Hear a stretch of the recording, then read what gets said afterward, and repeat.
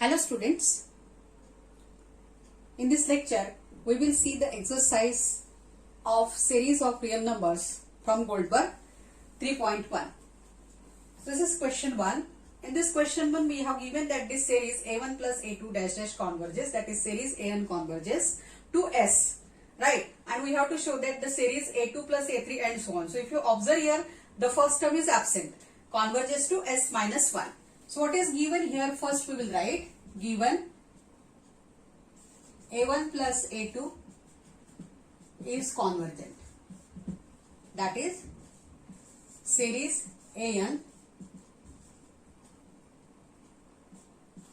is convergent, and also you have given that it converges to S. So if Sn is the sequence of partial sums of series an, then limit of Sn is equal to S as n tends to infinity. Because we know that when the sequence of partial sum is convergent, then the series is convergent. We have given that the series converges to S. It means that limit of this sequence of partial sums is also S. So this implies limit of Sn plus 1. So as n tends to infinity, all the terms after this, as per the definition of this limit, limit of Sn plus 1 is also S. Now what we want to show? We want to show that the series a2 plus a3 plus dash dash is convergent and converges to S minus a1. So now consider the series. Consider the series a2 plus a3 plus dash dash. We can write it as summation an, n varies from 2 to infinity. Okay. So when this series will be convergent, when its sequence of partial sums will be convergent, right? We have seen, because this is first exercise and we have seen only this concept that the series is convergent if the sequence of partial sums is convergent. If the sequence of partial sums is divergent, then the series is also divergent. Okay, so we will define, let Tn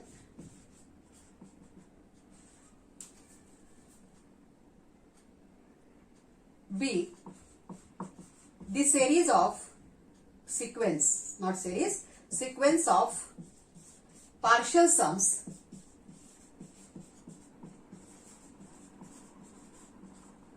of the series, which series? N is equal to 2 to infinity. But we want to show that this sequence Tn is convergent. That is, limit of this sequence exists and that limit is S minus a1. Then we can say that the series is convergent. So here what is Tn? Where Tn sum of first n terms, right? So first term is a2 plus a3, and what will be the nth term of this one? an plus 1, right? Now here we will adjust a1. So I am adding here a1. This a1 we are adding. The terms are same, and as we have added a1, we have to subtract it here. So let it put in one bracket. So if you observe, this is nothing but Sn plus 1. It is the given series which is convergent, which converges to Sn, and this is sum of first n plus 1 terms of the series an starting from 1 to infinity. So this is what? Sn plus 1 minus a1. So what is value of Tn? Tn is equal to Sn plus 1 minus a1. So taking limit on both sides, taking limit, we will get it here. Limit of Tn as n tends to infinity is equal to limit of Sn plus 1 as n tends to infinity minus a1. Now a1 is constant term. So this can be splitted as limit of Sn plus 1 as n tends to infinity minus a1. But what is limit of Sn plus 1? We have seen here that limit of Sn plus 1 is S. So therefore this is equal to S minus A1, and hence we can say that the series is means the sequence is convergent, hence the series is convergent and converges to S minus A1. So we can write down the result as, therefore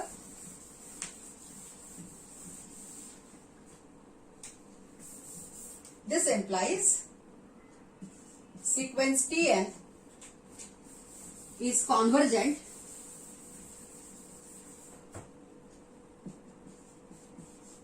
and converges to S minus A1. Therefore, this series An, n varies from 2 to infinity, is convergent and converges to S minus A1. Hence the answer.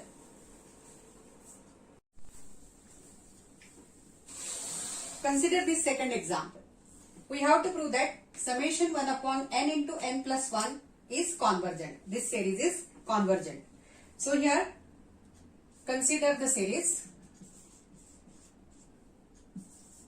n is equal to 1 to infinity 1 upon n into n plus 1. So here An is equal to 1 upon n into n plus 1. Now we can write this term as, look at here, 1 upon n minus 1 upon n plus 1. If we take the LCM, LCM is n into n plus 1, n into n plus 1. So and the numerator you will get n plus 1 minus n. So this n and this n will get cancelled. Remaining is 1 only. So we can split it. Right. Now we know that if we want to show that the series is convergent, we have to show that the sequence of partial sums is convergent. So let us consider here Sn. So let Sn be the sequence of partial sums of the given series. So we have supposed it as A1. So what is Sn? Where Sn is equal to A1 plus A2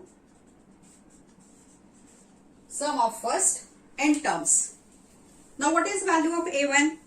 A1 is equal to 1 upon 1 minus 1 upon 1 plus 1. 1 upon 1 minus 1 upon 1 plus 1.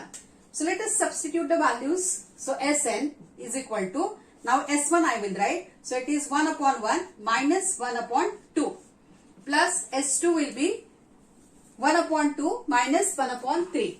1 upon 2 minus 1 upon 3. If I want to write the next term A3, then it will be 1 upon 3 minus 1 upon 4. And the last term, nth term will be 1 upon now An. So it is n minus 1 upon n plus 1. So if you observe here, 1 upon 2 will get cancelled. 1 upon 3 will get cancelled. That is, every term here, first term of each bracket is repeating except this one. Similarly, last term of each bracket is repeating except 1 upon n plus 1. So along with this 1 upon n, every term will get cancelled except 1 and 1 minus, 1 and minus 1 upon n plus 1. So this sum if we will find, then only here it is 1 minus 1 upon n plus 1. Let us consider limit of this one. So limit of Sn, so therefore limit of Sn as n tends to infinity is equal to limit of 1 minus 1 upon n plus 1.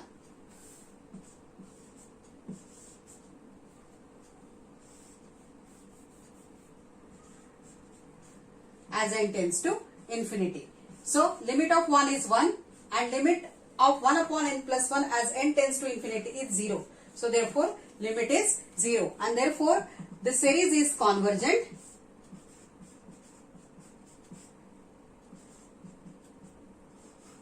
Is convergent. And what is the sum? And the sum is 1 only.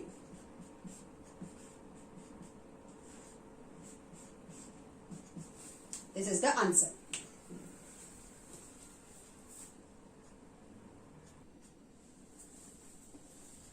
Question 3. For what values of x does the series 1 minus x, means this is the first term, plus x in minus x square plus x square minus x cube dash dash converge. That is, first term of this series is 1 minus x, second term is x minus x square, third term is x square minus x cube, and so on. In this way, the series has the terms, right? So consider the series first. Consider the series.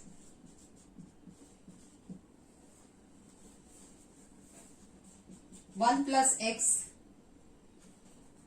1 minus x, plus x minus x square, plus x square minus x cube, and so on.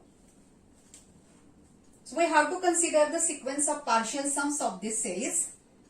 So let us find Sn. Let Sn be the sequence of partial sums.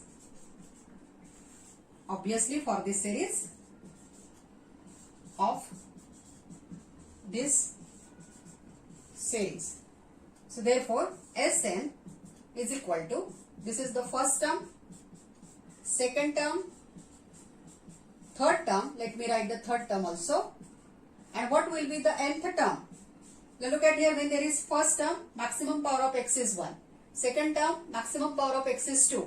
Third term, maximum power of x is 3. So last term, if I want to write, the maximum term is x raised to n, and here we should get x raised to n minus 1. So if you observe these brackets, means 1 minus x is first term, then second term we can take x common. Here also we can take x square common, and so on. So let us take here, we will simplify this Sn. So here from this bracket we can take x common. So in the bracket we will get 1 minus x. From this bracket, that is x square minus x cube, we can take maximum x square common. So 1 minus x. So similarly, if you consider every bracket, then from every bracket we can take common the powers of x. So last term we will get it here, we can take x raised to n minus 1 common, and here 1 minus x. So if you observe, from each term 1 minus x is common. So we can express this Sn as the product of two polynomials. So therefore Sn is equal to 1 minus x. 1 minus x is common throughout, and what is remaining? 1 plus x square up to x raised to n minus 1. Now if you observe, this is the geometric series. This is a geometric series, and if you consider the terms in the brackets, then it is the sum of first n terms of the geometric series with common ratio x. So we know the formula for this. We can find the sum. So what is the sum for this geometric series? The formula, if the first term is a and the common ratio is r, then the sum is given by this formula for the geometric series. So here first term is 1. So we will not write this one. Now 1 minus common ratio is x. So x raised to n. How many terms are there? N terms are there. This is 1, 2, 3, and hence this will be the nth term, right? Upon 1 minus x. 1 minus x. So in this way we can find the sum of this, means the value of the second bracket, right? Now if you observe, 1 minus x and 1 minus x getting cancelled, and only we will get it here x raised to 1 minus x raised to n. So what is value of Sn? Sn is 1 minus x raised to n.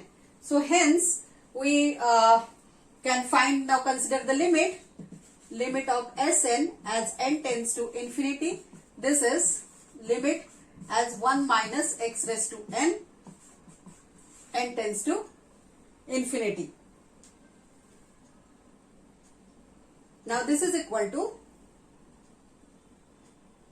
1 minus limit of x raised to n as n tends to infinity.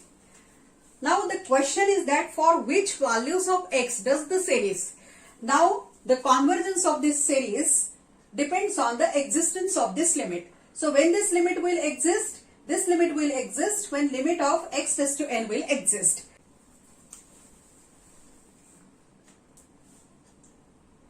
So we will consider the cases for x. That is when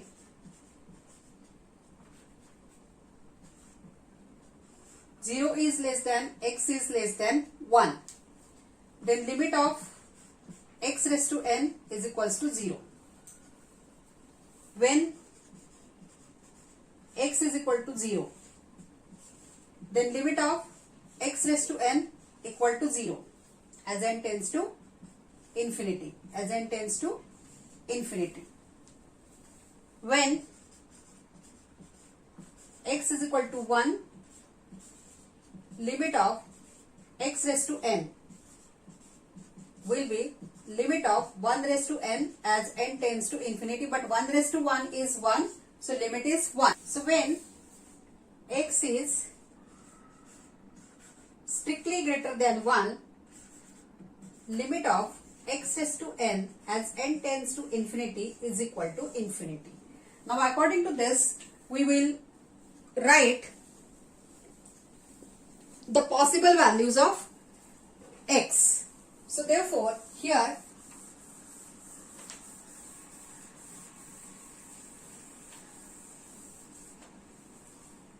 we can say that limit of Sn will exist when x lies between 0 and 1, when x is equal to 1, x is equal to 0. So therefore limit of Sn as n tends to infinity is equal to 1 minus limit of x raised to n tends to infinity is equal to 1 minus 0 if 0 is less than x is less than 1, that is this is equal to 1. Then this is equals to 1 minus 0 is equal to 1 if x is equal to 0. This is equal to 1 minus 1 equal to 0 if x is equal to 1. And this is equal to minus 1 minus infinity is minus infinity if x is strictly greater than 1. So therefore here for this value only the sequence is not convergent. For remaining values the sequence is convergent and hence the series is convergent. Therefore the series is convergent for all these possible values of x.